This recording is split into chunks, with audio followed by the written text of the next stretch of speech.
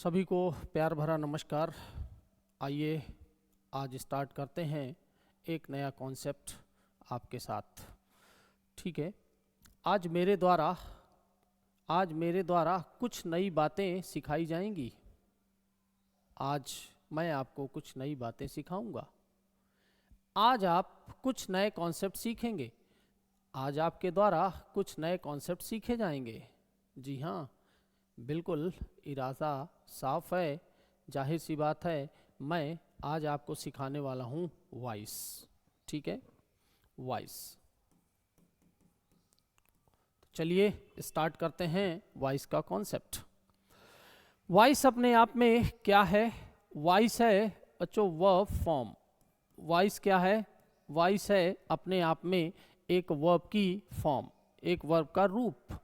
और ये जो वर्ब का रूप है ये बताता है कि हमारा जो सब्जेक्ट है वो या तो उस वर्ब का डूअर है या फिर उस वर्ब का रिसीवर है। यानी बच्चों हुआ क्या? वॉइस फिर से समझिए। वॉइस अपने आप में क्या है? Voice is a verb form that suggest the subject either a doer और अ रिसीवर। अगर हमारा सब्जेक्ट सेंटेंस का उस वर्ब का डूअर है, उस वर्ब का करने वाला है, तो वो वॉइस हमारी होती है एक्टिव में। तो वो वॉइस, वो हमारा सेंटेंस होगा एक्टिव में। अगर वो वर्ब की फॉर्म सब्जेक्ट को रिसीवर बताती है, उस वर्ब के फॉर्म से पता चलता है that the subject is acted upon, कि उस सब्जेक्ट के ऊपर कोई काम हो रहा है, तो वो वर्ब हमारी क्या होती है? पैसिव फॉर्म में होती है। ठीक है, तो जाहिर सी बात है ये बात आपको क्लियर हो गई होगी। ठीक है, एक सिंपल सा मैं उदाहरण आपको दे देता हूं। I teach you. I teach you, you are taught by me। गौर से देखिएगा, ये वर्ब की फॉर्म, ये जो आई सब्जेक्ट है, इस वर्ब का क्या है? डूअर है, करने वाला है।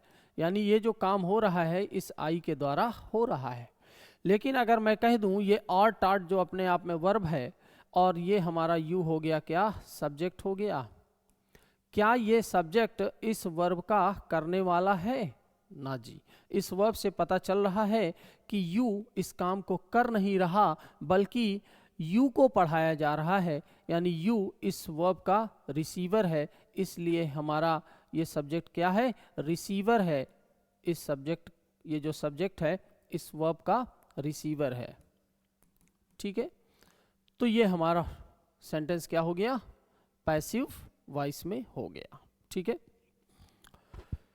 उम्मीद है ये बात आपको क्लियर हो गई होगी। चलिए आगे बढ़ते हैं।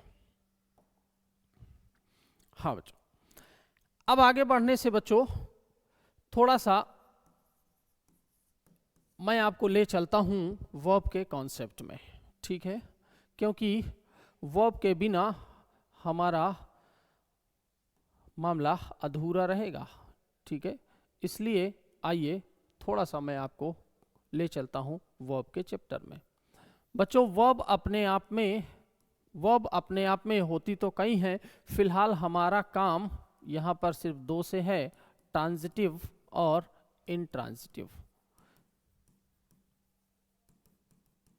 ट्रांजिटिव और इंट्रांजिटिव। ठीक है, ट्रांजिटिव वर्ब अपने आप में क्या है बच्चों? ट्रांजिटिव वर्ब जिसको हम हिंदी में कहते हैं साकर्मक। क्या कहते हैं? साकर्मक। और इंट्रांजिटिव को हम कहते हैं आकर्मक। आकर्मक और साकर्मक। सा का मतलब होता है बच्चों विद, कर्मक मतलब ऑब्जेक्ट, यानी एक ऐसी क्रिया जिसका अपना ऑब्जेक्ट हो। और आकर्मक, आ का मतलब होता है विदाउट, कर्मक मतलब ऑब्जेक्ट, यानी विदाउट ऑब्जेक्ट, एक ऐसी क्रिया जिसका कोई ऑब्जेक्ट ना हो। जैसे मैं कह दूं आई सा हिम, या फिर मैं कह दूं शी प्लेड क्रिकेट। ठीक है बच्चों, आई सा मैंने देखा, किसे देखा, हिम को देखा। इस वर्ब के लिए, सा वर्ब के लिए इसका अपना ऑब्जेक्ट है। सी प्लेड क्रिकेट, उसने खेला। व्हाट, क्या खेला, क्रिकेट। ये क्रिकेट अपने आप में इस प्ले वर्ब का ऑब्जेक्ट है, यानी सा और प्ले ये अपने आप में दोनों ही क्या हो गई, ट्रांजिटिव वर्ब हो गई। ठीक है, इनट्रांजिटिव वर्ब क्या होती है बच्चों, इनट्रांजिटिव वर्ब मतलब विदाउट ऑब्जेक्ट, ऐसी क्रिया जिसका ऑब्जेक्ट ना हो, जिसका ऑब्जेक्ट ना हो। जैसे हमने कहा आई वर्कड हार्ड। ठीक है, मैंने परिश्रम किया, मैंने कठिन परिश्रम किया। दे स्वैम अक्रॉस द रिवर, भाई वो नदी के पार तैरे। वर्क किया, क्या वर्क किया, कोई ऑब्जेक्ट नहीं है, यानी इस वर्ब का अपना कोई ऑब्जेक्ट नहीं है। दे स्वैम अक्रॉस द रिवर, उन्होंने नदी को तैरकर पार किया। तैरकर नदी को क्या पार किया, तैरकर नदी को किसे पार किया। इस स्वयं का अपना कोई ऑब्जेक्ट नहीं है, यानी ये दोनों ही क्या हो गई, इनट्रांजिटिव वर्ब हो गई। ठीक है, इनका कोई ऑब्जेक्ट नहीं है। अब बच्चों, जब हम एक्टिव से पैसिव बनाते हैं तो ध्यान रखिएगा, हम ट्रांजिटिव वर्ब का ही पैसिव बना लेते हैं। यानी ये बातें हमने क्यों सीखी, क्योंकि पॉइंट निकल करके आया नंबर फर्स्ट कि हम केवल ट्रांजिटिव वर्ब का ही पैसिव बनाते हैं, यानी ऐसी वर्ब्स जिनका कोई ऑब्जेक्ट नहीं है उनका वॉइस चेंज नहीं होता है। यानी अगर मैं कह दूं पैसिव केवल ट्रांजिटिव वर्ब का बनता है, पैसिव केवल ट्रांजिटिव वर्ब का बनता है। ठीक है, एक दो छोटी छोटी बातें और मैं आपको बता दूं, उसके बाद हम मेन टॉपिक पर आते हैं। दूसरी बात बच्चों, ऐसी कोई वर्ब जो अपने आप में हैपनिंग होती है, यानी हैपनिंग क्या है, ऐसी वर्ब जो अपने आप हो जाए, ऐसा काम जो खुद में हो जाए, उसे कोई करे नहीं। हवा चल रही है, कोई जस्टिफिकेशन नहीं है। ठीक है, इसको कोई चलाने वाला नहीं है, चल रही है। पानी बरसा, क्यों बरसा, बस बरस गया। ठीक है, भूकंप आया, क्यों आया, बस आ गया। दीज आर द हैपनिंग, ये अपने आप में क्या है, हैपनिंग। यानी हैपनिंग का जब डूअर ही नहीं है, इसमें कोई करने वाला ही नहीं है, तो इसका वॉइस भी चेंज नहीं होता है। ठीक है, जैसे मान लो मैंने कहा मिल्क टर्न्ड शावर। ठीक है भाई, मान लीजिए मैंने कहा दूध फट गया, इट ग्रीव डार्क, अंधेरा हो गया। भाई हो गया अंधेरा, क्यों हो गया, पता नहीं, हो गया। मिल्क टर्न्ड सावर, दूध खट्टा हो गया, दूध फट गया। इसको, दूध को फाड़ने वाला कौन है, कोई नहीं। ये अपने आप में क्या है, हैपनिंग है। और जब हैपनिंग है, यानी ऐसी वर्ब, हैपनिंग वर्ब का, यानी मैं लिख दूं अगर, ऐसी वर्ब जो हैपनिंग दर्शाए, उसका वॉइस चेंज नहीं होगा, चेंज नहीं होता। ठीक है, उस वर्ब को हम पैसिव नहीं बना सकते हैं। ठीक है बच्चों, एक तीसरी बात और, ठीक है, एक तीसरी बात और, क्या, बी वर्ब, अगर बी वर्ब अपने आप में मेन वर्ब का काम करती है तो उसका पैसिव नहीं बनता। ठीक है, ऐसे लिख दें, उसका पैसिव नहीं बनता, नहीं बनेगा। बी वर्ब अगर मेन वर्ब का काम करे तो उसका पैसिव नहीं बनेगा, क्योंकि वो अपने आप में किसी चीज की स्टेट दर्शाती है बच्चों। कैसे, देखिए, जैसे मैंने कहा ही इज ए डॉक्टर, वह एक डॉक्टर है। ये be verb is am are, be के फॉर्म है। ये बी वर्ब अपने आप में मेन वर्ब है, इसलिए इसका वॉइस चेंज नहीं होगा बच्चों, ठीक है। तो हमने देखा कि ऐसी कंडीशन में हमें वॉइस चेंज करने की ज़रूरत नहीं होती है अगर वर्ब हमारी इंट्रांसिटिव हो। दूसरा, अगर वर्ब हैपनिंग दर्शाए, अगर वर्ब हैपनिंग दर्शाए तो उसका वॉइस चेंज नहीं होता। और तीसरी बात, अगर be verb as a main verb काम कर रही है, किसी की स्टेट बता रही है, क्योंकि उसमें एक्शन ही नहीं है, और जब एक्शन ही नहीं है तो उसका वॉइस चेंज नहीं होगा। तो उम्मीद है यहाँ तक की बातें आपको क्लियर हो गई होंगी बच्चों, ठीक है। यानी अब वॉइस चेंज किसका होता है, वॉइस चेंज किसका होता है, तो ऐसी वर्ब जिनमें एक्शन हो और जो ट्रांजिटिव हो, जिनका अपना ऑब्जेक्ट हो, उन वर्ब्स का वॉइस चेंज होगा, ठीक है बच्चों। तो ये बात उम्मीद है आपको क्लियर हो गई होगी, ठीक है। तो आइए चलते हैं एक्टिव से पैसिव बनाने की तरफ। अब देखिए बच्चों, एक्टिव से पैसिव बनाने के लिए, एक्टिव से पैसिव बनाने के लिए बच्चों बहुत ज़्यादा नियमों की आवश्यकता हमें नहीं पड़ती है, बहुत ज़्यादा नियमों की आवश्यकता हमें नहीं पड़ेगी। किसकी ज़रूरत पड़ेगी, ध्यान दीजिए। नंबर पहला, पहली बात, सब्जेक्ट, छोटी छोटी बातें हैं, और ऑब्जेक्ट, इनका इंटरचेंज, यानी सब्जेक्ट को बनाया ऑब्जेक्ट और ऑब्जेक्ट को बनाया सब्जेक्ट, पहली बात। दूसरी बात बच्चों, change in helping verb, change in helping verb, helping verb में परिवर्तन, हेल्पिंग वर्ब में परिवर्तन, यानी सहायक क्रिया बदलेगी। याद रखिएगा बच्चों, वॉइस एक प्रकार का ट्रांसफॉर्मेशन है, यानी रूप परिवर्तन होता है, इसमें टेंस चेंज नहीं होता है, केवल ग्रामेटिकल स्ट्रक्चर बदलता है, अर्थ में, इसके सेंस में, इसकी मीनिंग में कोई चेंज नहीं होता है। तो और नंबर थर्ड बच्चों, पैसिव वॉइस जब भी रहेगा, पैसिव वॉइस जब भी होगा, उसमें बच्चों मेन वर्ब, याद रखिएगा, मेन वर्ब अपने आप में पास्ट पार्टिसिपल थर्ड फॉर्म में ही होगी। केवल इन तीन बातों का आपको याद रखना है। क्या, पहला क्या बच्चों, सब्जेक्ट, सब्जेक्ट और ऑब्जेक्ट का इंटरचेंज, सब्जेक्ट को ऑब्जेक्ट बनाया और ऑब्जेक्ट को सब्जेक्ट बनाया। दूसरा, change in helping verb, helping verb में परिवर्तन, हेल्पिंग वर्ब में परिवर्तन। और तीसरा बच्चों, पैसिव वॉइस में जो मेन वर्ब होगी वो सिर्फ थर्ड फॉर्म में ही होगी, ठीक है। तो अब आगे मैं एक टेबल बनाता हूं, ठीक है, उस टेबल को देख लीजिए बच्चों, क्योंकि उसके बगैर काम नहीं चलेगा। तो चलिए,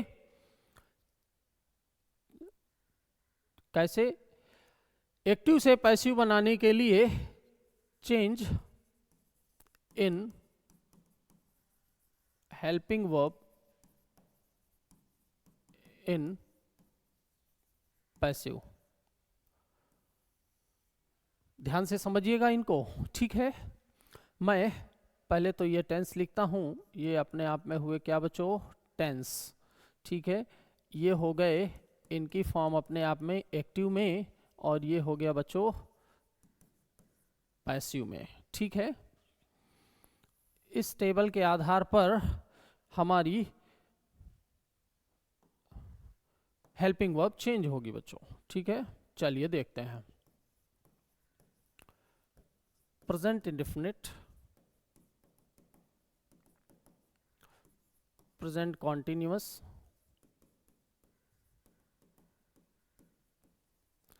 प्रेजेंट परफेक्ट, अब मैं बच्चों शॉर्ट में लिख देता हूं इसको, present perfect, present perfect continuous. ठीक है, मैं कलर बदल देता हूं ताकि आपको देखने और समझने में आसानी रहे। Past indefinite, past indefinite, past continuous, past continuous, past perfect और पास्ट परफेक्ट कॉन्टिन्यूअस। ठीक है, अगला future indefinite, future continuous, future perfect और फ्यूचर परफेक्ट कॉन्टिन्यूअस। ठीक है बच्चों, हाँ। अब देखिए अपने आप में एक्टिव में, अपने आप में बच्चों एक्टिव में ये किस टेंस में होते हैं, जरा गौर करिएगा।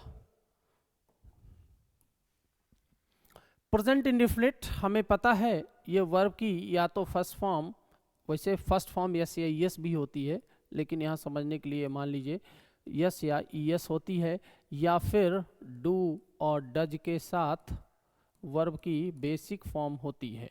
ठीक है, प्रेजेंट कॉन्टिन्यूअस अपने आप में is am are plus verb में आईएनजी होती है। ठीक है, प्रेजेंट परफेक्ट बच्चों हैज, हैव होती है। ठीक है, वर्ब की third form. Present perfect continuous has been या फिर हैव बीन। पास्ट इंडेफिनिट बच्चों या तो होती है वर्ब की सेकेंड फॉर्म या फिर होती है डिड के साथ वर्ब की फर्स्ट फॉर्म यानी basic form. Past continuous was were, was were के साथ वर्ब की present participle ING form. Past perfect बच्चों होता है हैड के साथ वर्ब की third form. Past perfect continuous होता है बच्चों हैड बीन। ठीक है, मैं यहाँ पर बात करूँगा सिर्फ हेल्पिंग वर्ब की। फ्यूचर इंडेफिनिट बच्चों विल या शैल। फ्यूचर कॉन्टिन्यूअस होगा बच्चों विल बी या shall be. Future perfect will have और shall have. Future perfect continuous will have been या शैल हैव बीन। ठीक है, ये हमारा ये बेसिक टेंस है।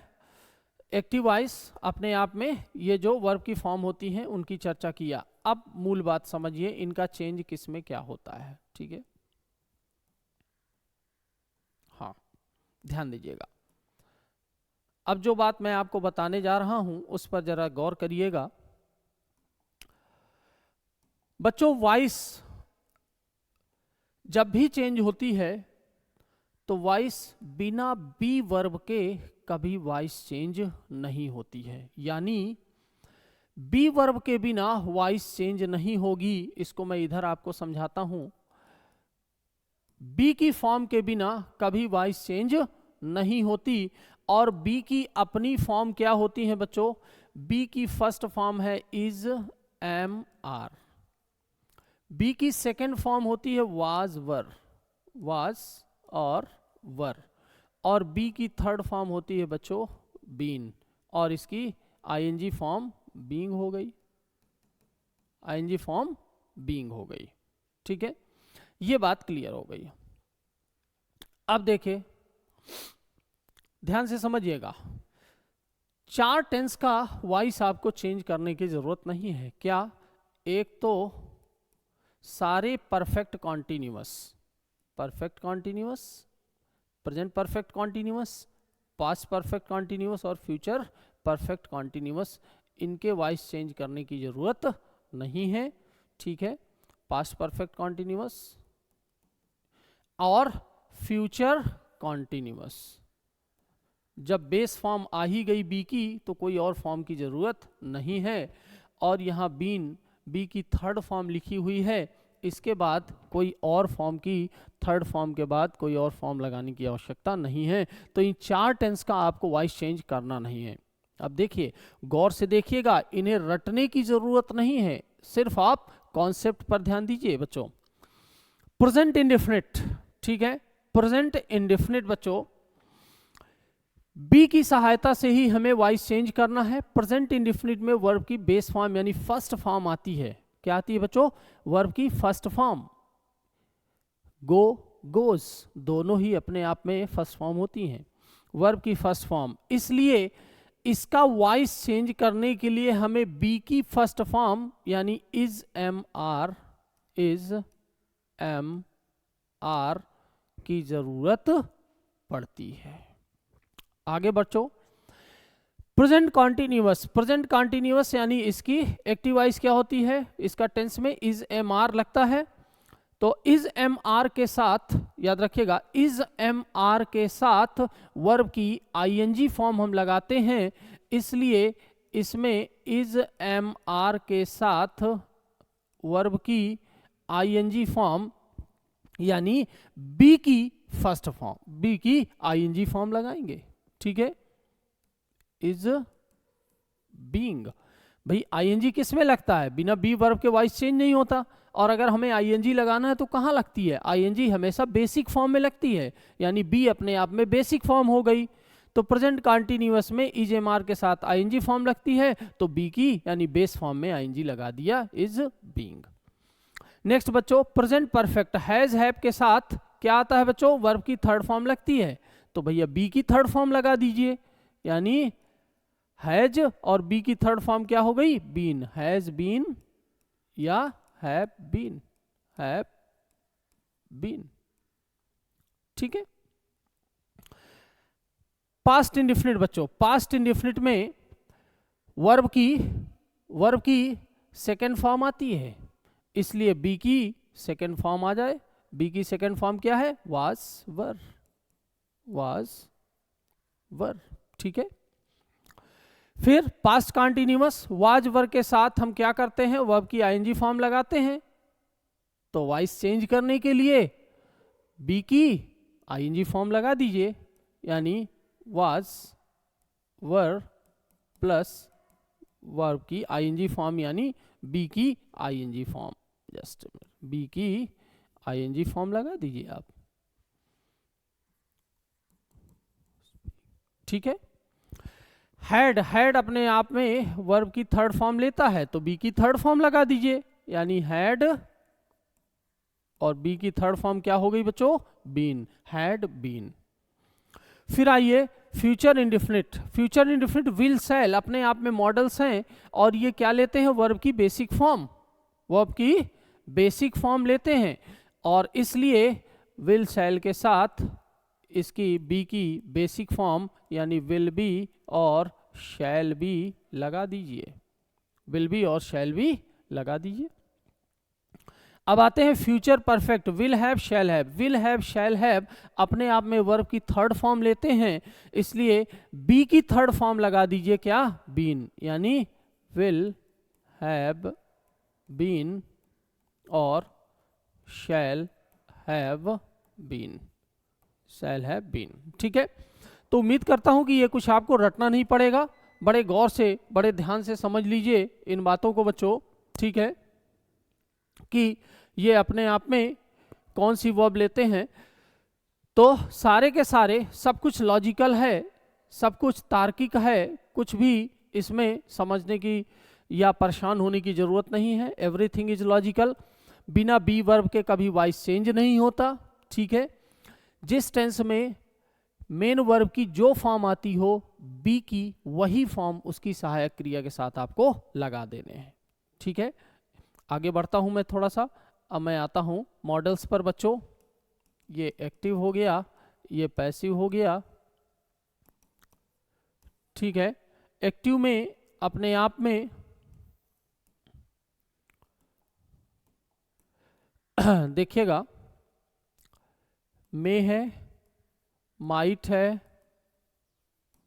कैन है, कुड है, शुड है, वुड है, ठीक है।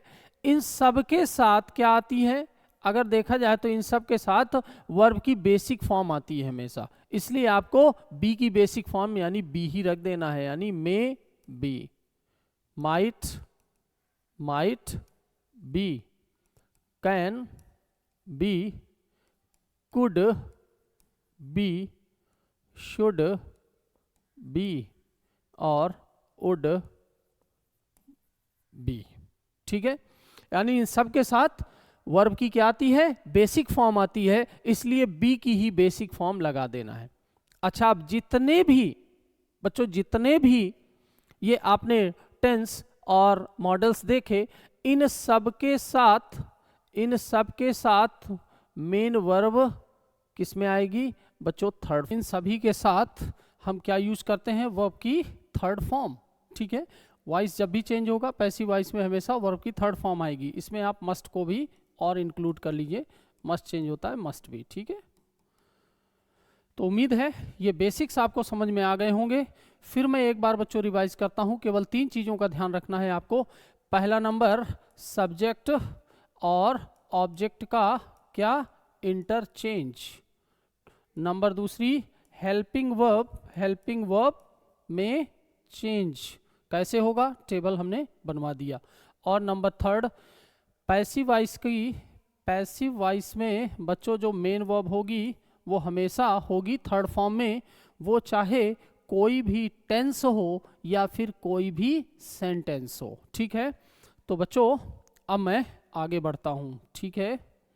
चलिए अब हम एक एक सेंटेंस लेकर के काम करेंगे बच्चों। तो सबसे पहले मैं लेता हूँ असर्टिव सेंटेंस। क्या बच्चों लेता हूँ, असर्टिव सेंटेंस। और आपके लिए मैं लिखता हूँ कुछ सेंटेंसेस, ठीक है बच्चों। Number first, Gopal broke the cup. Number दूसरा बच्चों, the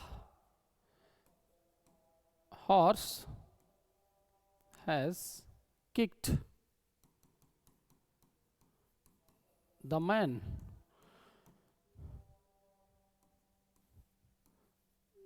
This man sells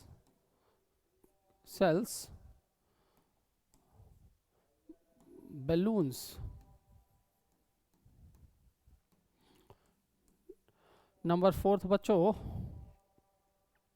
I did not find him guilty, ठीक है। और एक और आखिरी सेंटेंस बच्चों मैं लिखता हूँ, I gave him a book, ठीक है। ये छोटे छोटे 5 सेंटेंसेस मैंने लिखे बच्चे। अब मैं इन्हें हल करवाऊंगा, ठीक है, और देखते हैं कि क्या चेंजेस आते हैं बेटे, ठीक है। चलिए देखिए, नंबर फर्स्ट, इसको मैं थोड़ा सा चेंज कर देता हूं ताकि इन्हें बड़ी आसानी से आप सीख पाए। पहला नंबर, तो सबसे पहले बच्चों टेंस को आइडेंटिफाई कर लीजिए, ये किस टेंस का है। अगर आपको टेंस का आइडेंटिफिकेशन क्लियर है तो आपकी 50% प्रॉब्लम सॉल्व होती है। ब्रोक अपने आप में वर्ब की सेकेंड फॉर्म है, यानी इसका वॉइस बच्चों चेंज होगा किस में, वाज वर्ब में, ठीक है। चलिए, हमने इस कप को, गोपाल अपने आप में क्या है बच्चों, सब्जेक्ट। तोड़ा, क्या तोड़ा, द कप अपने आप में ऑब्जेक्ट है। हमने इसे रखा इधर और इसे रखा इधर, ठीक है। चलिए, द कप, अब कप बन गया क्या, सब्जेक्ट। सब्जेक्ट के अकॉर्डिंग ये पास्ट इंडिफिनिट था, इसलिए आने वाली वर्ब वाज या वर। कप अपने आप में है सिंगुलर, हो गया वाज। और वर्ब हमेशा थर्ड फॉर्म में आएगी ब्रोकन, वाज ब्रोकन बाई किसके द्वारा, गोपाल। ठीक है बच्चों, मैं आपके सहूलियत के लिए यहां लिखता हूं एक स्ट्रक्चर, बड़े ध्यान से समझिएगा। असर्टिव सेंटेंस का स्ट्रक्चर वाइज जब चेंज करेंगे तो पैसिव का जो स्ट्रक्चर होगा बच्चों वो कुछ ऐसा ही होगा। क्या, ऑब्जेक्ट रखिए,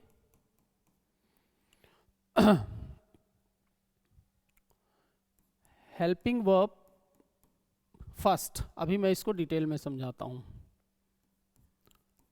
अगर सेंटेंस में नॉट है तो नॉट प्लस हेल्पिंग वर्ब आप कह लीजिए second, plus verb third form में, प्लस बाई, प्लस सब्जेक्ट। ध्यान से देखिएगा इसको। आप सोच रहे होंगे सर हेल्पिंग वर्ब तो एक ही होती है, ये आपने दो दो जगह हेल्पिंग वर्ब लिखा, helping verb first, helping verb second. तो बच्चों ध्यान रखिएगा, मान लीजिए कोई वर्ब आ रही है प्रेजेंट परफेक्ट की, हैज, हैव, और उसके साथ कोई सेंटेंस आपका निगेटिव है।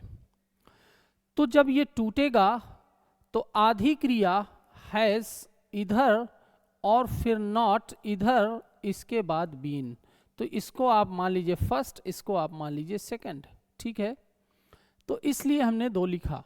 अगर नॉट नहीं आ रहा तो ये हेल्पिंग वर्ब अपने आप में ही हैज बीन यानी जुड़ जाएगी, तो कोई प्रॉब्लम नहीं होगी। ठीक है बच्चों, चलिए आगे बढ़ते हैं।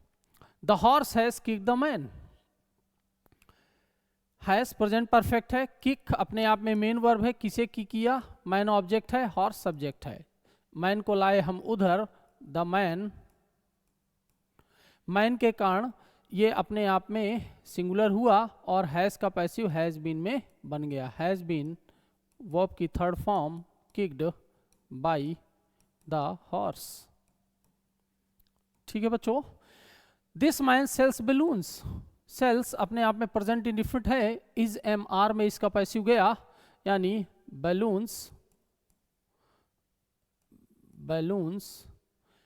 अपने आप में प्लूरल है, इज एम आर में पैसिव गया, आर नॉट है नहीं, छोड़ दीजिए। हेल्पिंग वर्ब दूसरी लगेगी नहीं क्योंकि present indefinite is am are में चेंज होगा।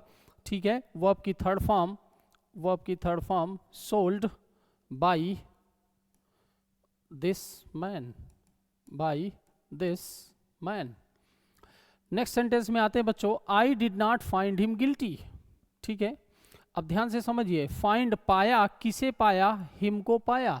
हिम अपने आप में क्या है बच्चों, ऑब्जेक्ट है, और क्या पाया, गिल्टी, ये ऑब्जेक्ट नहीं है बल्कि इस हिम की, ये ऑब्जेक्ट की के लिए ये कॉम्प्लीमेंट का काम कर रहा है। ध्यान रखिएगा, ऐसे सेंटेंसेस से जरा सावधान रहिएगा।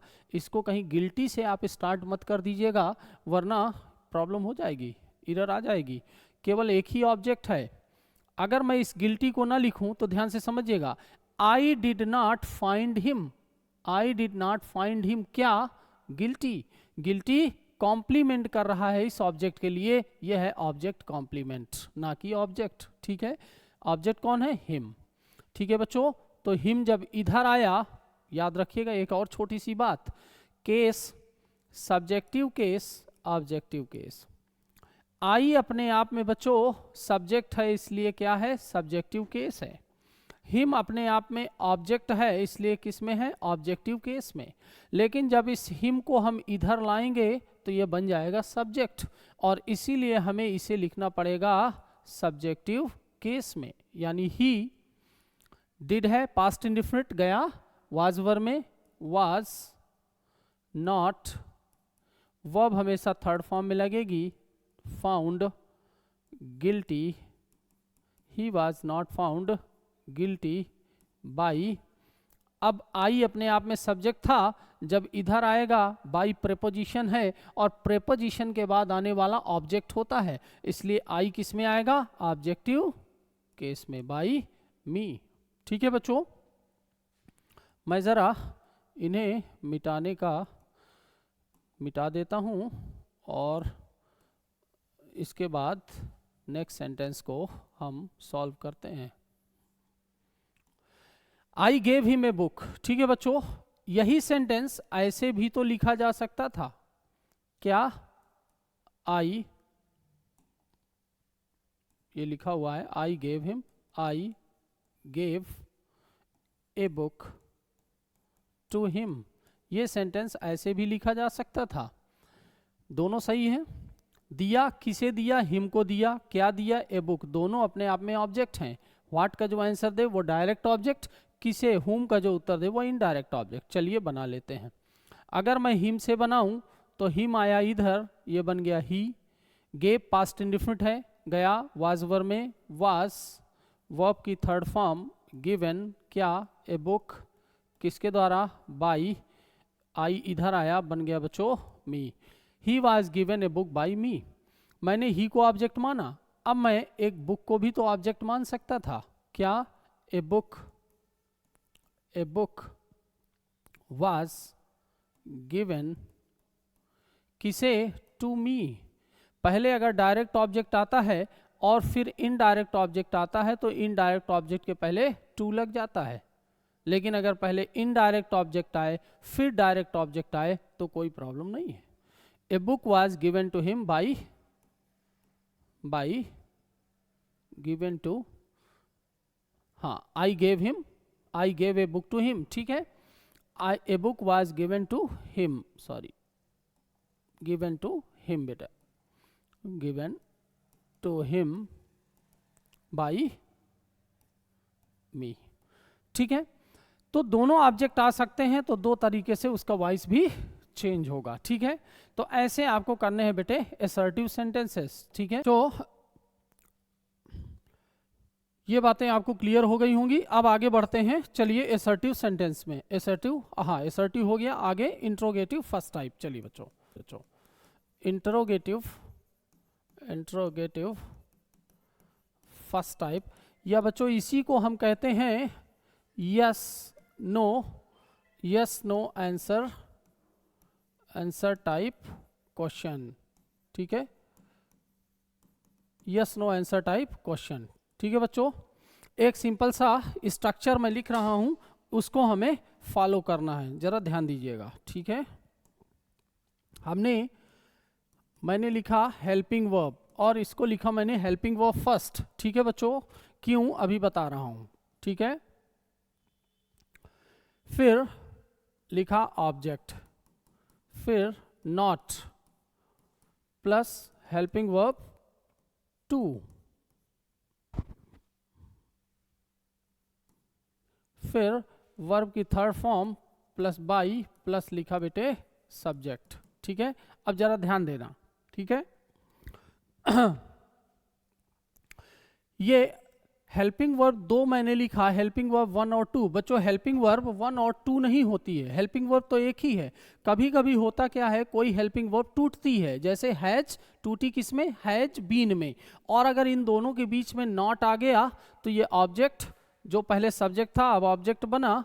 ठीक है, तो ये जो ऑब्जेक्ट था अब जो वॉइस में सब्जेक्ट बन जाएगा और नॉट इन दोनों हेल्पिंग वर्ब्स के बीच में आ जाएगा, तो ये ध्यान दीजिएगा। ठीक है, कुछ सेंटेंसेस मैं लिखता हूं और उससे हम उन बातों को क्लियर करते हैं। ठीक है बेटे, पहला मान लीजिए एक सेंटेंस लिखा has Anand written this novel. ठीक है, एक दूसरा सेंटेंस मैंने लिखा does Meera write a poem daily. ठीक है, एक तीसरा सेंटेंस मैंने लिखा बेटे are you not playing football these days। ठीक है, हाँ अब जरा देखते हैं। ठीक है बेटे, चलिए अब गौर करिएगा। पहले तीसरा सेंटेंस से स्टार्ट करते हैं, इसमें सारी चीजें आपको मिल जाएंगी। आर यू अपने आप में बेटे सब्जेक्ट है, प्ले वर्ब हो गई, क्या खेला, फुटबॉल, ऑब्जेक्ट हो गया, ऑब्जेक्ट हो गया फुटबॉल। अब ये फुटबॉल क्या बनेगा, सब्जेक्ट बनेगा, अब ये बन गया सब्जेक्ट, और प्रेजेंट कॉन्टिन्यूअस है, ठीक है। Is am are plus being में वर्ब टूट गई, यानी इज फुटबॉल के लिए आ गया इज, फिर ये ऑब्जेक्ट रखा फुटबॉल, नॉट है लिख दीजिए, फिर इज के साथ बीइंग, प्रेजेंट कॉन्टिन्यूअस टूटती है इज बीइंग में, तो देखिए बीच में ये सब्जेक्ट जो पहले ऑब्जेक्ट था अब सब्जेक्ट बन गया, ठीक है, अब सब्जेक्ट बन गया ये, नॉट प्लस बीइंग, फिर वर्ब की third form played, is football not being played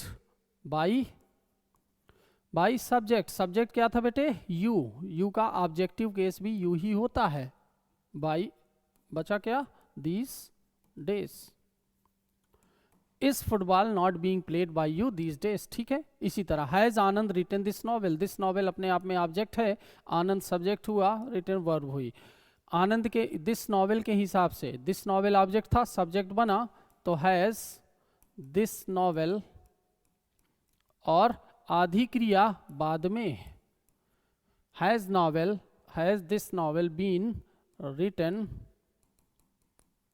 by Anand, ठीक है बेटे, ये बात क्लियर हो गई।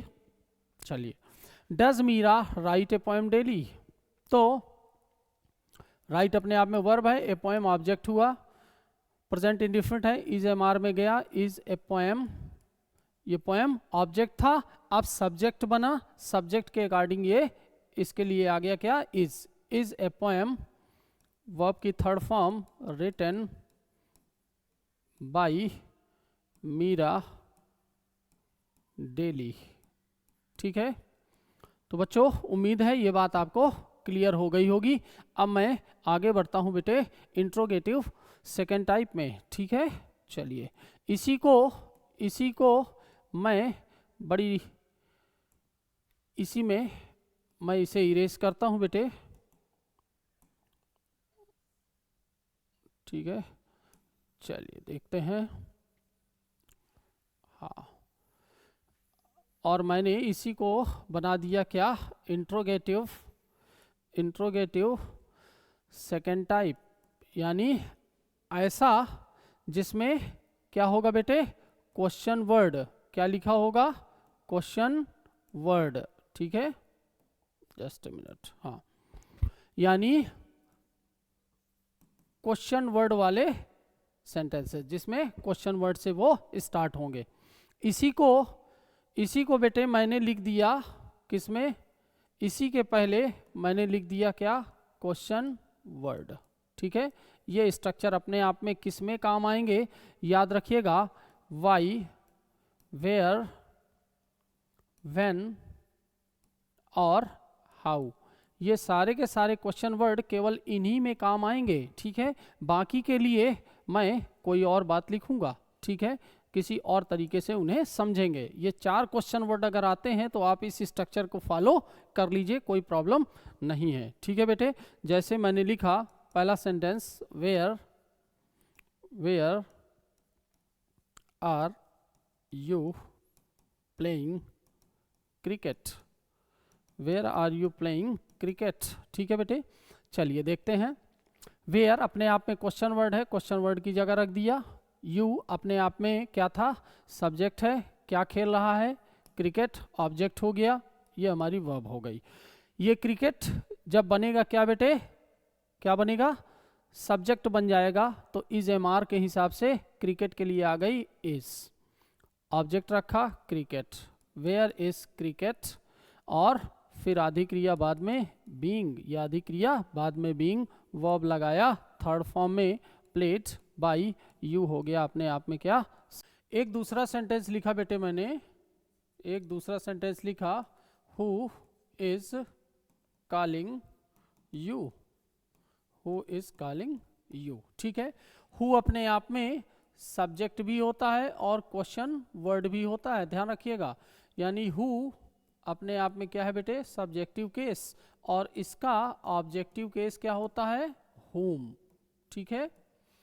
अब देखिए मैं यू को लाया इधर, सॉरी यू को लाया इधर, यानी यू ये क्या था, ऑब्जेक्ट था, कॉल वर्ब हो गई। यू को लाया इधर, यू के हिसाब से आ गई क्या,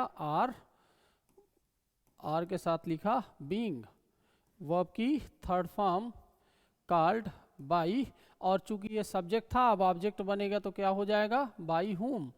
लेकिन ग्रामर के हिसाब से ये स्ट्रक्चर गलत हुआ, क्यों, क्योंकि क्वेश्चन वर्ड क्या होता है, आता है स्टार्टिंग में, तो मैं इसको लेकर चला पहले बाई हुम, ठीक है। फिर आई हेल्पिंग वर्ब आर, फिर आया हमारा सब्जेक्ट यानी यू, फिर बीइंग आधी वर्ब बाद में, बीइंग कॉल्ड, ठीक है। अब ये सेंटेंस हमारा करेक्ट हुआ, इसको जरा हटाता हूं, ठीक है। अगला सेंटेंस देखते हैं। अगर मैं कह दूं whom आर यू कॉलिंग, ठीक है बेटे, whom आर यू कॉलिंग, इसमें सब्जेक्ट कौन है, कॉल कौन कर रहा है, यू, ये अपने आप में सब्जेक्ट है, ये हो गई वर्ब। किसे पुकार रहा है भाई, whom को पुकार रहा है, ये है अपने आप में बेटे ऑब्जेक्ट, ठीक है। अब ये ऑब्जेक्ट है, ठीक है ना। अब हमें इस ऑब्जेक्ट को सब्जेक्ट बनाना है, तो ये बन जाएगा क्या, इसका केस बदला हु, और हु इज, आर तो आया था यू के हिसाब से, अब हु के हिसाब से आ गया इज के साथ लगाया बीइंग कॉन्टिन्यूअस के कारण, वर्ब लगाया थर्ड फॉर्म में being called by, who is being called by you, who is being called by you, ठीक है। अगला सेंटेंस देखते हैं बेटे, व्हाट, ध्यान से समझिएगा, व्हाट इज शी ईटिंग। एक इसी के पैरेलल एक सेंटेंस और लिखा मैंने, व्हाट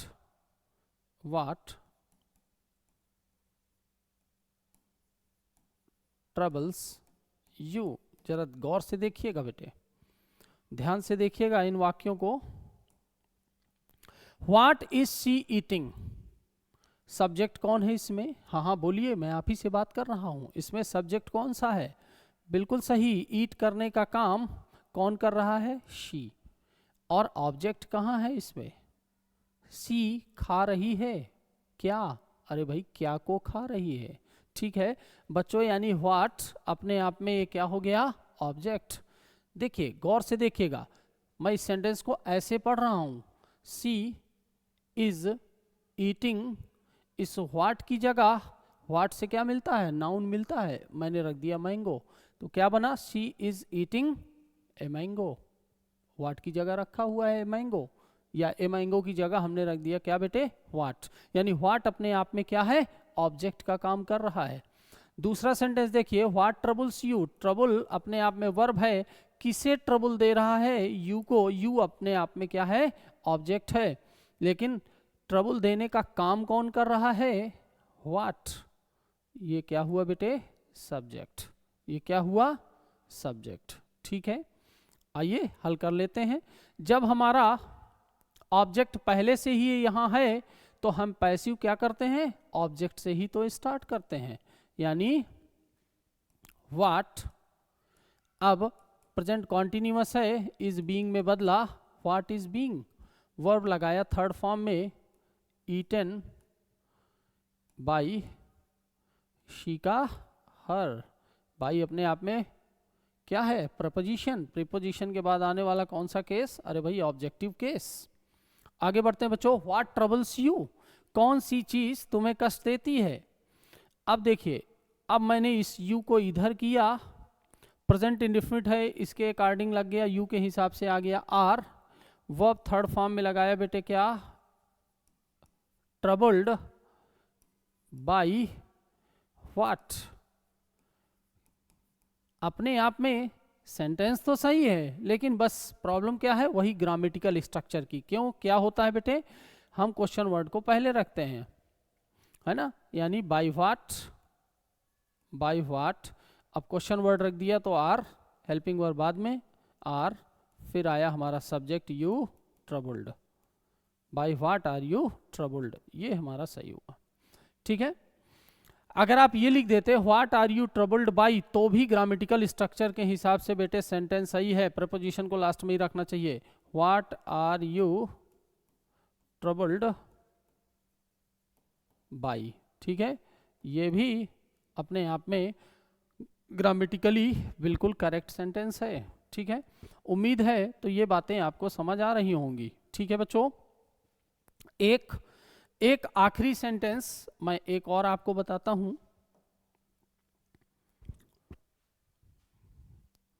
जो भी नंबर रहा हो, चलो मैं इसको पहले ही डाल देता हूं। ठीक है बेटे, विच बॉय abused you, ठीक है। दूसरा, या चलिए मैं इसको थोड़ा सा दूसरा लिखता हूँ, विच बॉय न लिख करके कुछ और लिखता हूँ मैं, जिससे लगभग सिमिलर हो जाए sentences. Which book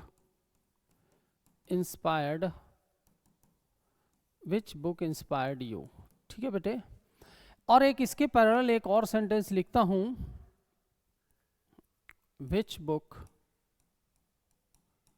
did you buy. गौर से देखिए, ये दो सेंटेंसेस हैं बेटे, ठीक है, ये अपने आप में दो सेंटेंसेस हैं। पहले सेंटेंस का सब्जेक्ट कौन है? अरे देखिए, पहले सेंटेंस का सब्जेक्ट कौन है? इंस्पायर करने का काम कौन कर रहा है? विच बुक, ये अपने आप में सब्जेक्ट है। किसे इंस्पायर किया बेटे? यू को, ऑब्जेक्ट है। अब जरा दूसरे सेंटेंस में आइए, विच बुक डिड यू बाई। अरे खरीदने का काम किसने किया? यू ने किया। क्या खरीदा? कौन सी पुस्तक? दोनों के डिफरेंसेस देख लीजिए। ठीक है, विच बुक, चलिए पहले दूसरे को हल करते हैं बेटे। विच book did you by, past indefinite है, ऑब्जेक्ट से ही हम चालू करते हैं, भाई हमें ऑब्जेक्ट ही तो चाहिए पहले। विच बुक, अब ऑब्जेक्ट बन गया अपने आप में क्या? सब्जेक्ट, और बुक के हिसाब से आ गया क्या? वास। वर्ब की third form bot by you, which book was bot by you. अब जरा पहले सेंटेंस को देख लेते हैं बेटे। विच बुक इंस्पायर्ड यू, किस पुस्तक ने तुम्हें प्रेरित किया।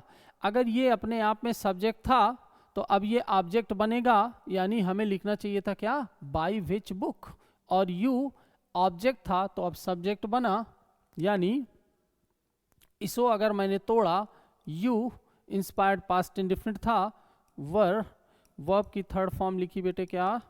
Inspired by which book, bye which book. ठीक है, प्रॉब्लम क्या हुई बेटे? प्रॉब्लम वही ग्रामेटिकल स्ट्रक्चर की हुई, यानी हमें क्वेश्चन वर्ड को पहले लिखना चाहिए था, यानी बाय विच बुक। अब जब क्वेश्चन वर्ड आ गया तो उसके बाद आने वाली क्या होगी बेटे? Helping verb.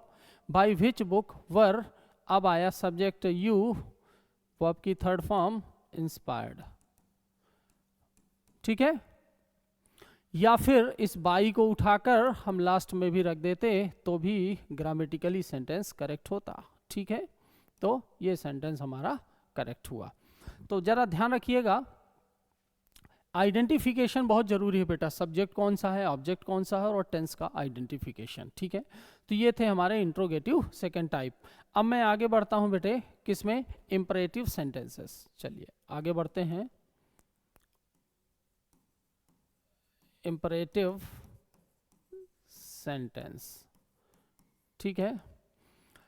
इंपरेटिव सेंटेंस के लिए बेटे पहला स्ट्रक्चर, इंपरेटिव सेंटेंस होते क्या है पहले तो ये जान लीजिए, जिनसे कमांड, ठीक है बेटे, कमांड या ऑर्डर या फिर एडवाइस या फिर रिक्वेस्ट आता है, वो हमारे क्या होते हैं? इंपरेटिव सेंटेंसेस होते हैं। ठीक है, चलिए पहला सेंटेंस बेटे आपके लिए, open the gate.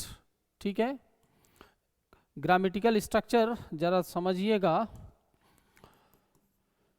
Late plus object, अगर नॉट है तो नॉट, अदरवाइज छोड़ दीजिए, प्लस बी प्लस वर्ब की थर्ड फॉर्म। ठीक है, अब जरा इस सेंटेंस को कर लेते हैं। ओपन द गेट, यानी हमने किया क्या, लेट, ऑब्जेक्ट क्या था, the gate, let the gate, verb की थर्ड फॉर्म, नॉट तो था नहीं, अगर यहाँ डोंट होता तो हम यहाँ पर नॉट का यूज कर लेते, तो ऐसा है नहीं। बी वर्ब की third form opened, let the gate be opened, let the gate be opened. ठीक है, दूसरा सेंटेंस बेटे देखिए, दूसरा सेंटेंस एक मैंने लिखा, help the needy, help the needy. बेटा पहले सेंटेंस और दूसरे सेंटेंस में क्या कोई डिफरेंस है? हाँ जी, क्या डिफरेंस है बेटे? ये अपने आप में देखा जाए क्या है, मॉरल ड्यूटी या फिर एडवाइस, सलाह। ठीक है, अगर ऐसी कंडीशन आ जाए तो हमें यूज करना है क्या, इस स्ट्रक्चर को, किसको, ऑब्जेक्ट रखिए शुड, अगर नॉट है तो नॉट, अदरवाइज छोड़ दीजिए, प्लस बी प्लस वर्ब की थर्ड फॉर्म। ठीक है, अब आप बना लीजिए क्या, the needy should be helped, the needy should be helped. ठीक है, तो दो स्ट्रक्चर आपको क्लियर हो गए होंगे बच्चों। अब एक तीसरा ब्रह्मास्त्र, मैं इसको ब्रह्मास्त्र क्यों कह रहा हूं बच्चे, क्योंकि इससे सारे इंपरेटिव्स हल हो जाते हैं। ऐसे इंपरेटिव्स भी हल हो जाते हैं जिनका अपना कोई ऑब्जेक्ट नहीं होता, ऐसी वर्ब्स भी हल हो जाती हैं। ठीक है बेटे, तो तीसरा स्ट्रक्चर मैं लिखता हूं, ऐसे करते हैं, यू आर रिक्वेस्टेड, या फिर बेटा ऑर्डर्ड, या फिर एडवाइज्ड। ठीक है, ध्यान दीजिएगा, यहाँ एडवाइस सी लिखा है, यहाँ एस लिखा है, ये वर्ब है, ये नाउन है।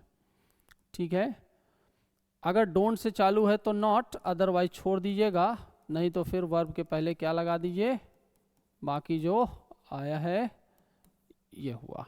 ठीक है, जैसे एक छोटा सा सेंटेंस मैं लिखूं,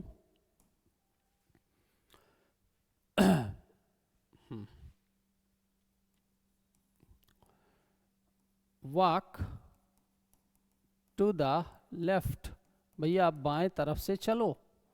वॉक अपने आप में इंट्रांसिटिव वर्ब है बेटे, इसका कोई ऑब्जेक्ट नहीं है, तो ना तो ये स्ट्रक्चर से बन सकता, ना तो इस स्ट्रक्चर से, क्योंकि इनके लिए पहले चाहिए ऑब्जेक्ट, ऑब्जेक्ट तो है ही नहीं।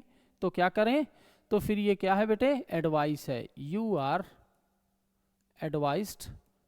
जो बात आपको समझ में आ रही हो, अगर आपको लगता है ऑर्डर है तो you are ordered, you are advised, सीधे वर्ब के पहले टू लगा दीजिए, to walk to the left. ठीक है बेटे, अगर एक सेंटेंस मैंने और लिखा, यहाँ फोर्थ नंबर, शूट, ध्यान दीजिएगा, ये अपने आप में इंपरेटिव सेंटेंस है, शूट वर्ब है, ऑब्जेक्ट नहीं है। क्या बनाया हमने, you are ordered to shoot, you are ordered to shoot. ठीक है, तो उम्मीद है ये इंपरेटिव सेंटेंसेस आपको क्लियर हो गए होंगे। ठीक है बच्चों, आपके लिए मैं कुछ सेंटेंसेस लिखता हूं, इन्हें आपको खुद से ट्राई करना है।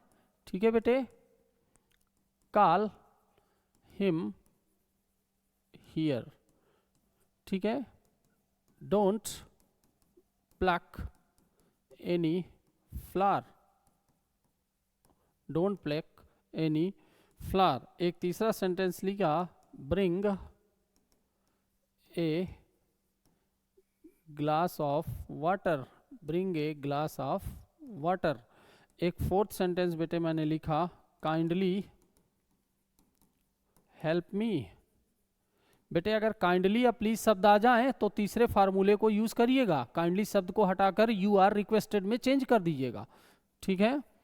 पांचवा सेंटेंस एक मैंने लिखा, post the later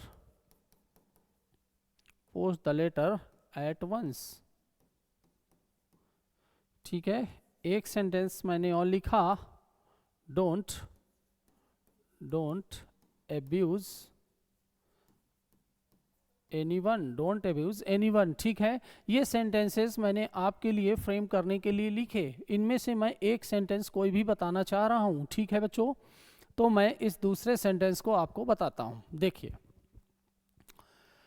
don't pluck any flower, आदेश है लेट।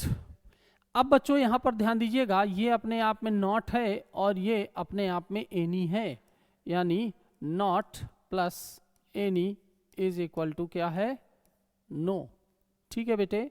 तो let no flower be plucked, है ना। इसे ऐसे लिखिए, ना कि आप ऐसे मत लिखिए, let any flower not be plucked, let any flower not be plucked. इसे ऐसे करने की बजाय इस नॉट को और इस एनी को मिला करके आप लिखिए नो में चेंज कर दीजिए, ठीक है। बाकी सेंटेंसेस आपके ट्राई करने के लिए है बेटे, ठीक है। अब मैं बढ़ता हूं आगे। हाँ, ये थे हमारी इंपरेटिव सेंटेंस। अब बेटे मैं चलता हूं कहां, अब मैं चलता हूं इन्फिनिटिव पैसिव ऑफ, ऐसे लिख देते हैं, ठीक है, पैसिव ऑफ इन्फिनिटिव, ठीक है बेटे। चलिए, बहुत फार्मूलों पर न जाकर के मैं सीधी बात करता हूं, जरा गौर करिएगा। यदि, या मैं ऐसे कह दूं, टू प्लस वर्ब की फर्स्ट फॉर्म, इसका वॉइस चेंज होता है टू बी प्लस वर्ब की थर्ड फॉर्म में, ठीक है। अब देखिए जरा ध्यान दीजिएगा जो मैं कह रहा हूं। यदि बच्चों is, am, are, was, were, has, have, had, will have, एक मिनट, हैड हो गया, विल हैव, या फिर बेटे शैल हैव, या फिर शैल हैव, इन वर्ब्स के तुरंत बाद क्या आ जाए, टू प्लस वर्ब की फर्स्ट फॉर्म इन्फिनिटिव आ जाए, तो उनका वॉइस आपको चेंज करना है इन वर्ब्स प्लस टू बी, ठीक है, प्लस वर्ब की थर्ड फॉर्म में चेंज करना है, ठीक है। कैसे? और एक चीज ध्यान रखिएगा, क्या कि इस बार हम वर्ब का पैसिव नहीं बनाने जा रहे हैं। कैसे? I am to write a letter, जरा ध्यान दीजिएगा, ठीक है। एक सेंटेंस ये है, एक सेंटेंस है I am writing a letter, ठीक है बेटे, गौर करिएगा। इन दोनों सेंटेंसेस को ध्यान से देखिए। I am to write a letter, I am, इसके बाद ये अपने आप में हुई हेल्पिंग वर्ब और ये राइटिंग हो गई मेन वर्ब। तो इस एक्शन का हम वॉइस चेंज कर लेते हैं किसमें, इस वर्ब का, और इसका हमें टेंस में प्रेजेंट कॉन्टिन्यूअस है, इसलिए हम इसको बदल लेते हैं क्या, is a letter is being, verb की थर्ड फॉर्म लगा दिया रिटन बाय मी। लेकिन इस सेंटेंस में मेन वर्ब का काम कौन कर रहा है, ये। तो एम का वॉइस चेंज करना संभव नहीं है। क्यों बेटे? क्योंकि अपने आप में इसमें कोई एक्शन नहीं है, अपने आप में इसमें कोई एक्शन नहीं है, जब एक्शन ही नहीं है तो वॉइस कैसे चेंज होगा? तो हम चेंज करते हैं किसका? इस इन्फिनिटिव का वॉइस चेंज करते हैं बेटे, ठीक है। कैसे चेंज किया हमने? ए लेटर, लेटर के साथ अपने आप में ये एम था, लेटर के लिए आ गया इज। याद रखिएगा ये कॉन्टिन्यूअस नहीं है जिसे आप इज एम आर में चेंज और प्लस बीइंग में चेंज कर लें। इज एम आर का वॉइस इज एम आर में ही चेंज होगा, यहाँ वाजवर में ही रह जाएगा, हैज हैव में ही रह जाएगा बेटे, हैड अपने आप में हैड में ही, और विल हैव शैल हैव में ही रह जाएगा। इनके साथ बीन है ना, और इनके साथ बीइंग लगाने की भूल ना करें, क्योंकि ये पैसिव किसका है? इन्फिनिटिव का। तो a letter is to write है, तो टू बी प्लस वर्ब की third form to be written by, I था, बन गया क्या बेटे? मी। ठीक है, उम्मीद है ये इन्फिनिटिव का पैसिव आपको क्लियर हो गया होगा। एक आध एग्जाम्पल मैं और लिखता हूं। she has to cook food, she has to cook food। ठीक है बेटे, चलिए यहाँ पर देखिए, हैज अपने आप में ये टू कुक रखा हुआ है, हैज हैव इन वर्ब्स के बाद क्या रखा है? इन्फिनिटिव। ठीक है, यानी फूड अपने आप में ऑब्जेक्ट हुआ, अब बन गया सब्जेक्ट। हैज हैव का पैसिव हैज हैव में ही जाएगा, क्योंकि इन्फिनिटिव का चेंजेस है ये। फूड हैज टू कुक है, टू बी कुक्ड कर दीजिए, to be cooked by, she का हुआ बेटे her. Food has to be cooked by her. ठीक है, तो उम्मीद है ये पैसिव का इन्फिनिटिव भी आपको क्लियर हो गया होगा। एक सेंटेंस में आपको और लिखता हूं बच्चों, जरा देखिएगा। It is a book, it is a book to appreciate. ये ऐसी किताब है जिसे एप्रिशिएट किया जाना है। ठीक है, तो टू एप्रिशिएट को हमें बदलना पड़ेगा।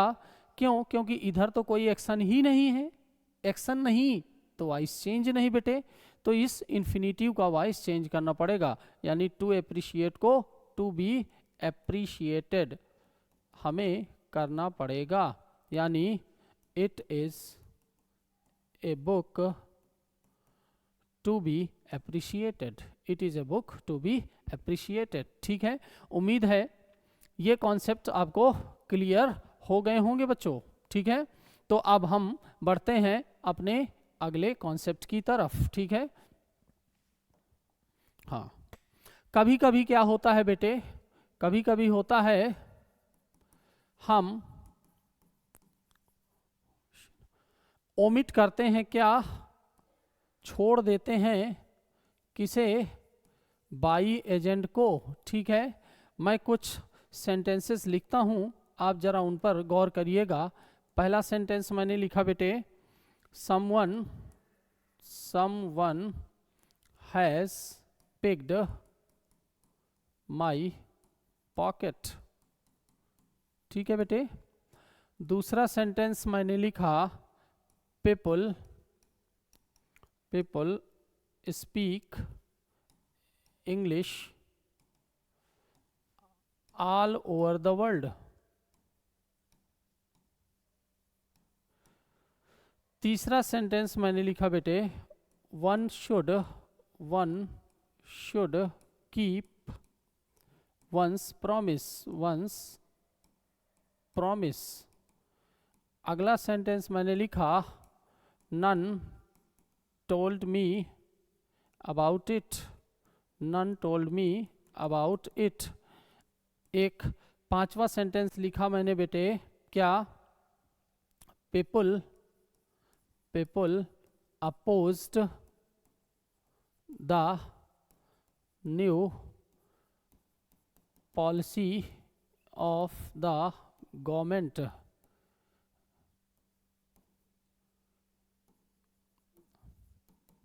ठीक है, एक और सवाल मैं लिखता हूं बेटे, क्या? पुलिस अरेस्टेड द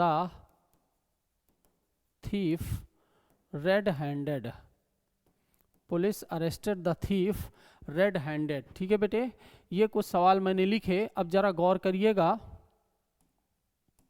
इन्हें मैं एक दो सवाल हल कराता हूं, बाकी आप स्वयं से करेंगे। Someone has picked my pocket, भाई किसी ने मेरी जेब काट लिया, प्रेजेंट परफेक्ट है बेटे। my pocket इधर ऑब्जेक्ट बना, my pocket प्रेजेंट परफेक्ट है।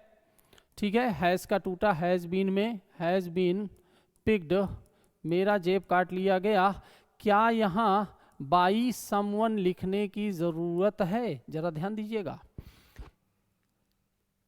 मेरा जेब काट लिया गया, अभी हमें पता ही नहीं है किसने काटा, तो क्या इस बाई समवन को लिखने की जरूरत है? बिल्कुल नहीं, इसलिए इसको बिल्कुल छोड़ दीजिए। ठीक है बेटे, इसी तरह people speak English all over the world, यानी इंग्लिश अपने आप में ऑब्जेक्ट है, इंग्लिश प्रेजेंट इंडेफिनिट है, is spoken all over the world, all over the world. क्या बाई पीपुल लिखने की जरूरत है? बेटे इंग्लिश बोलेगा कौन? पीपुल ही तो बोलेंगे, इसे लिखने की बिल्कुल जरूरत नहीं है। इसी तरह none told me about it, भैया किसी ने मुझे नहीं बताया। आई पास्ट इंडेफिनिट है, was not told about it, मुझे इसके बारे में नहीं बताया गया। क्या यहाँ बाई एनीवन लगाने की जरूरत है? ना जी, बिल्कुल नहीं, जब ये पर्टिकुलर है ही नहीं है। अगर यहाँ पर कोई व्यक्ति होता, Ramesh told me about it, तो फिर मैं यहाँ लिख सकता था भाई रमेश। ठीक है, तो इसी तरह बच्चों police arrested the thief red handed. ठीक है, द थीफ अपने आप में ऑब्जेक्ट है, यानी the thief was arrested, the thief was arrested red handed. अब क्या यहाँ पर बाई पुलिस लगाने की जरूरत है? अरे भैया पुलिस ही तो अरेस्ट करेगी, जब अरेस्ट की बात आ ही गई तो पुलिस को लिखने की जरूरत नहीं है। ठीक है, one should keep one's promise, तो बच्चों यहाँ वंस प्रॉमिस किसी का वादा, अरे वादा अगर खाली हम प्रॉमिस ही लिख दें तो वादा तो किसी ना किसी का होगा ही, यानी promise should be kept, should be kept, यानी यहाँ बाई वन लिखने की जरूरत नहीं है। तो ऐसी जगह बच्चों क्या करते हैं, हम इस बाई ओजेंट को ओमिट कर देते हैं, इसे छोड़ देते हैं। उम्मीद है ये बात भी आपकी क्लियर हो गई होगी। ठीक है, अब चलता हूं मैं बच्चों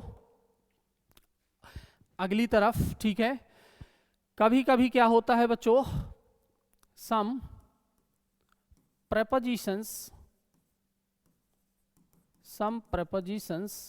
are used in place of by, इस बाई की जगह कभी कभी कुछ प्रेपोजिशन का यूज करना पड़ जाता है। ठीक है बेटे, कहाँ, आइए मैं कुछ वर्ड्स लिखता हूँ, जरा उन पर ध्यान दीजिएगा।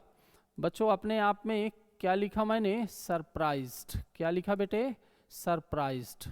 ठीक है, फिर मैंने लिखा डिसअपॉइंटेड। क्या लिखा? डिसअपॉइंटेड।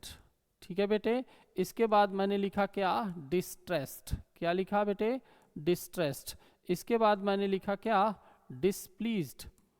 क्या लिखा? डिसप्लीज्ड। ठीक है, डिसप्लीज्ड के बाद मैंने लिखा क्या बेटे? अलार्म्ड, ALARMED, अलार्म्ड है ना, चौंक जाना, अलार्म्ड। ठीक है, और मैंने लिखा क्या? एस्टोनिस्ड, चकित, एस्टोनिस्ड। ठीक है बेटे, ये लिखा। दूसरे कुछ वर्ड्स मैंने लिखे क्या बेटे? प्लीज्ड। क्या लिखा बेटा? प्लीज्ड। प्लीज्ड के बाद मैंने लिखा सेटिस्फाइड। क्या लिखा? सेटिस्फाइड। सेटिस्फाइड के बाद मैंने क्या लिखा बेटे? चार्म्ड। क्या लिखा? चार्म्ड। चार्म्ड के बाद नहीं तो लिखा मैंने थ्रॉन्ग्ड। थ्रॉन्ग्ड के बाद क्या लिखा बेटे? लाइंड। लाइंड के बाद मैंने लिखा इम्प्रेस्ड। ध्यान दीजिएगा, इम्प्रेस्ड। ठीक है बेटे, इसके बाद मैंने लिखा डिसगस्टेड। ठीक है, डिसगस्टेड। एक तीसरी श्रेणी मैंने बेटे लिखा अपने आप में इंटरेस्टेड। क्या लिखा है? इंटरेस्टेड। इंटरेस्टेड के बाद मैंने क्या लिखा? कंटेन्ड। ठीक है बेटे, अगली श्रेणी मैंने लिखा क्या बेटे, नोन। क्या लिखा, नोन। नोन के बाद मैंने लिखा क्या, ओबलाइज्ड। क्या लिखा, ओबलाइज्ड। इन्हें बड़े गौर से देख लीजिएगा बेटे, ठीक है। एक अगली श्रेणी मैंने लिखा क्या बेटे, वरीड। वरीड, ठीक है। अब जरा ध्यान रखिएगा, अगर अगर ये आ जाएं वर्ड्स, ये वर्ड्स आ जाएं, तो इनके बाद आपको इस बाई एजेंट की जगह यूज करना है क्या बेटे, एट। क्या यूज करना है, एट। अगर ये वर्ड्स आ जाएं, please, satisfied, charmed, thronged, lined, impressed, distinguished, अगर डिसगस्टेड, इनके बाद तो आपको यूज करना है बाई की जगह क्या यूज करना है बेटे, विथ यूज करना है, ठीक है। इंटरेस्टेड और कंटेंड अगर ये वर्ड्स आ जाएं, तो इनके बाद आपको यूज करना है क्या बेटे, इन यूज करना है इस बाई की जगह।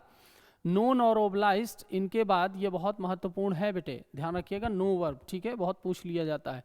इनके बाद आपको यूज कर लेना है क्या, टू। और अगर वरीड आ जाए तो आपको इसको यूज करना है about.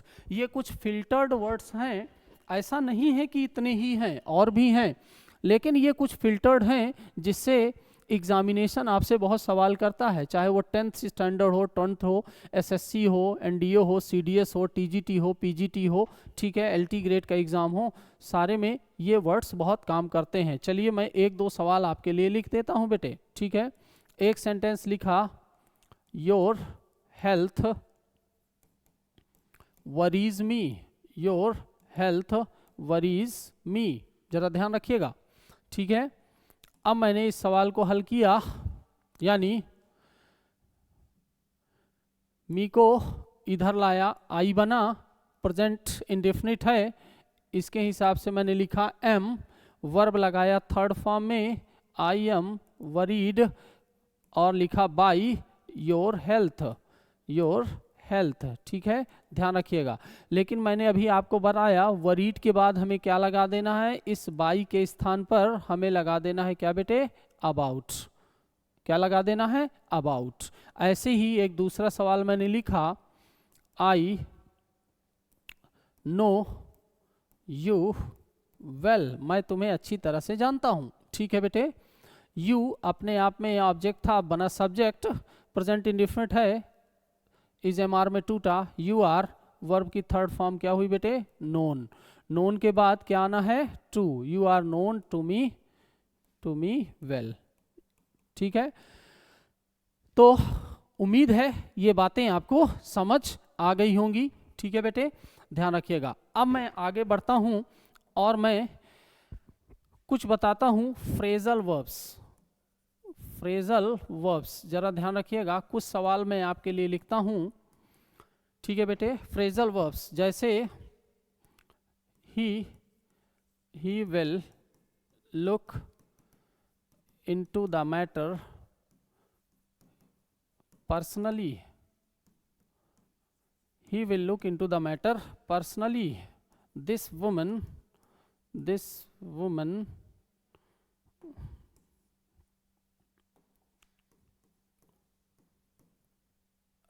has looked after the children, ठीक है बेटे। तीसरा, he gave me a chair to sit on। चौथा, the boy did not laugh at the poor, ठीक है बेटे। ये कुछ सेंटेंसेस लिखे मैंने आपको, और इनको जरा ध्यान दीजिएगा।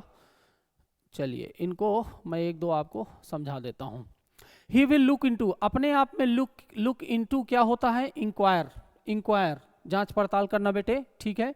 द मैटर अपने आप में ऑब्जेक्ट है, द मैटर को हम ले आए इधर, इसे बनाया हमने सब्जेक्ट। विल है, विल बी में टूटा, विल बी, लुक इनटू, तो लुक्ड थर्ड फॉर्म में लग गई, लुक्ड इनटू, यानी इस इनटू को मत हटाइएगा, ठीक है। Looked into personally by him, personally by him. ठीक है बेटे। The woman has looked after the children, इसी तरह से ये चिल्ड्रन लाए हम इधर, द चिल्ड्रन हैज है, हैव बीन में टूटे, हैव बीन वर्ब की थर्ड फॉर्म ही लगाना है, लुक्ड आफ्टर। ठीक है, जरा दो बातें का ध्यान रखिएगा, एक तो फ्रेजल वर्ब अगर है अपने आप में ना, तो जरा कहाँ ईडी लगाना है जरा ध्यान रखिएगा, थर्ड फॉर्म किसकी, आफ्टर में आफ्टर्ड मत कर दीजिएगा, ठीक है, वरना गड़बड़ हो जाएगा। Have been looked after by this woman.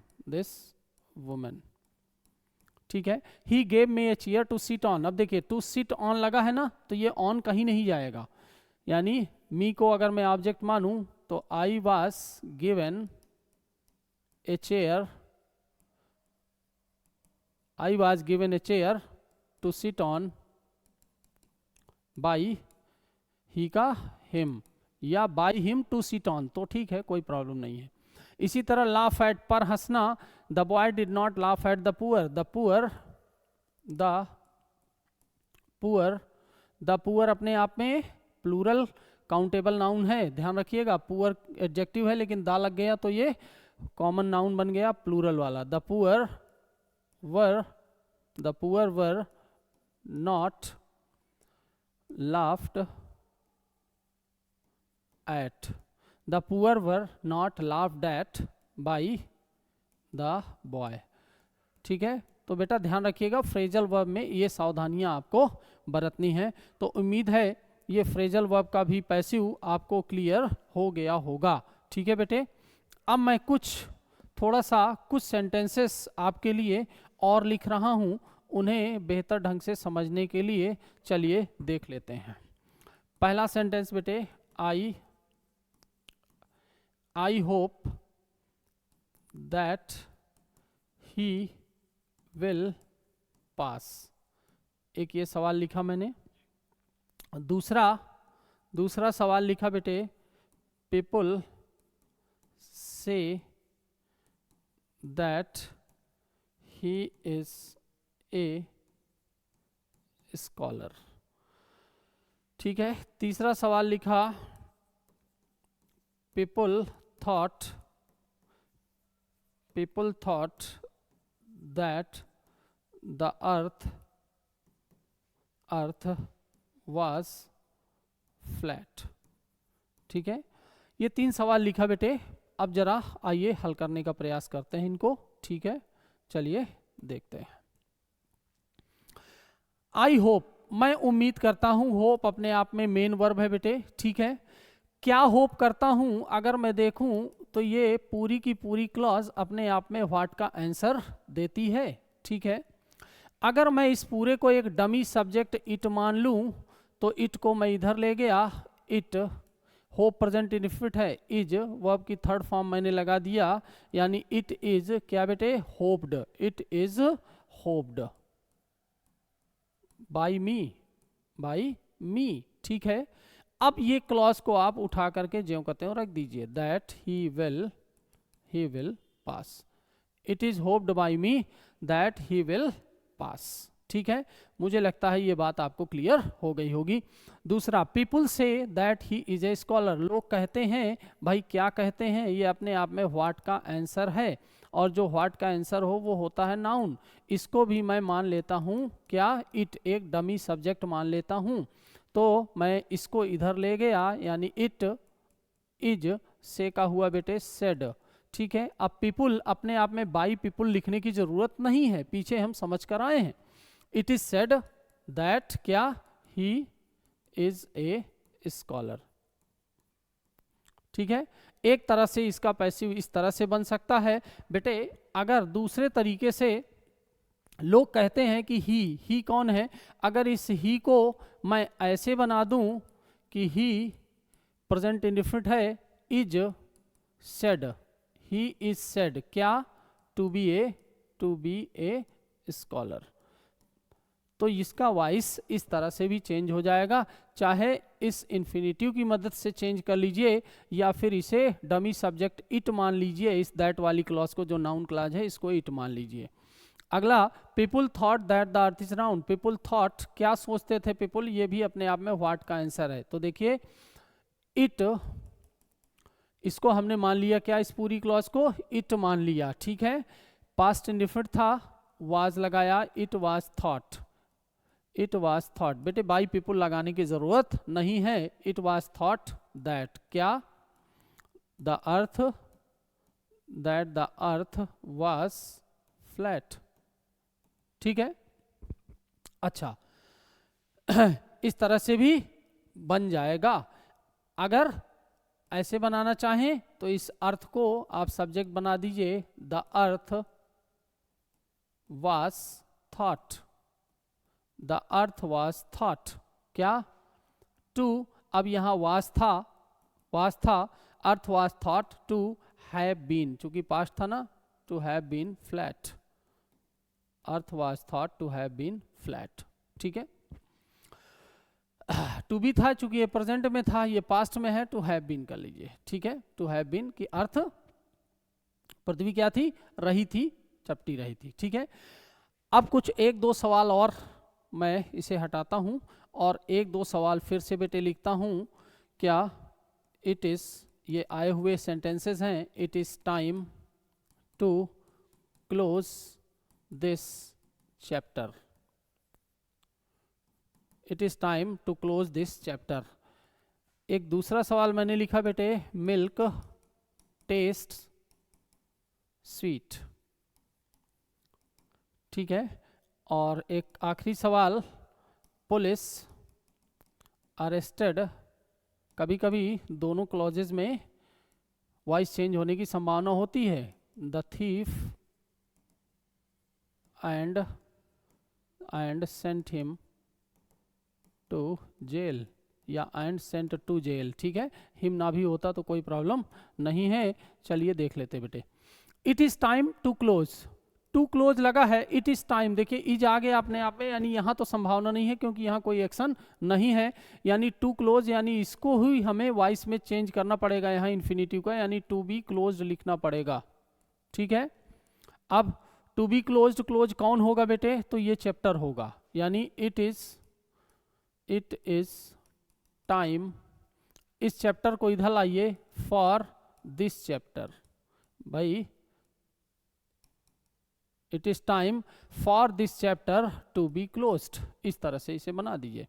इस सेंटेंस को देखिए, मिल्क टेस्ट स्वीट, टेस्ट अपने आप में क्या है, लिंक वर्ब है बेटे, लिंक वर्ब है, इसमें एक्शन नहीं है। इस टेस्ट की बजाय मैं इज भी लग दूं तो कि इसके अर्थ में कोई चेंजेस नहीं है। दूध का स्वाद मीठा होता है, अब बेटा जब इसमें एक्शन ही नहीं है, ये तो इसकी स्टेट बता रहा है, अब जब स्टेट बता रहा है एक्शन नहीं है तो वॉइस कैसे चेंज होगा, ठीक है। ये सवाल कहीं मैंने देखा था बेटा, इसलिए मेरे दिमाग में आ गया, अब मैं नहीं जानता BCA के एग्जाम में किसी पेपर में देखा था मैंने, ठीक है।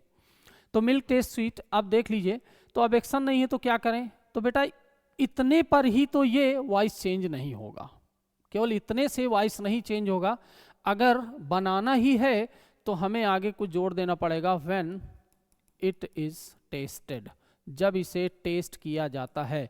यहां पर टेस्ट लिंक वर्ब है बेटे, स्टेट है, यानी लिंकिंग वर्ब है, लिंक वर्ब है। यहां टेस्ट, टेस्ट करना एक्शन है, ठीक है। व्हेन टेस्टेड या व्हेन इट इज टेस्टेड दोनों सही है, व्हेन टेस्टेड भी लिख दीजिए आगे तो भी सही हो जाएगा, ठीक है। Police arrested the thief and sent him to jail, the thief को इधर लाइए, the thief was arrested, the thief was arrested and, अब ये वाज के साथ ये वर्ब की थर्ड फॉर्म जुड़ी हुई है, इस वर्ब को भी आप उसी के साथ जोड़ दीजिए, एंड सेंट टू जेल। भाई जैसे मैं कह दूं राम कम्स एंड रीड्स, ठीक है, तो कम्स एंड रीड्स दोनों राम के लिए सब्जेक्ट है, सब्जेक्ट राम ही है दोनों का, वर्ब का। इसी तरह इसमें भी है, was arrested and sent to jail, यानी यहाँ पर वाज ये अपने आप में कॉमन हो गया, and was sent to jail, ठीक है। तो बच्चों उम्मीद है ये सारे के सारे कॉन्सेप्ट्स वॉइस के आपको क्लियर हो जाएंगे, ठीक है। और ये सारे के सारे एग्जाम्स में आते हैं, है ना, हाई स्कूल से लेकर के ऊपर NDA CDS TGT PGT LT grade सभी में आते हैं। तो उम्मीद है ये सारे के सारी बातें आपको आपने सीख लिया होगा। इसके बाद एक और वीडियो मैं लोड करूंगा बेटे, जो कि वो होगा प्रीवियस ईयर में आए हुए जो बहुत सारे सवाल हैं, चाहे वो हाई स्कूल इंटरमीडिएट में आए हों या फिर एसएससी में या टीजीटी पीजीटी में आए हों, उनकी एक एक्सरसाइज का वीडियो मैं बनाऊंगा। ठीक है, so this is a must watch video. ठीक है, तो बच्चों देखते रहिए और अपने दोस्तों को भी मदद करिए इन वीडियोस को शेयर करने में। ठीक है, थैंक यू वेरी मच।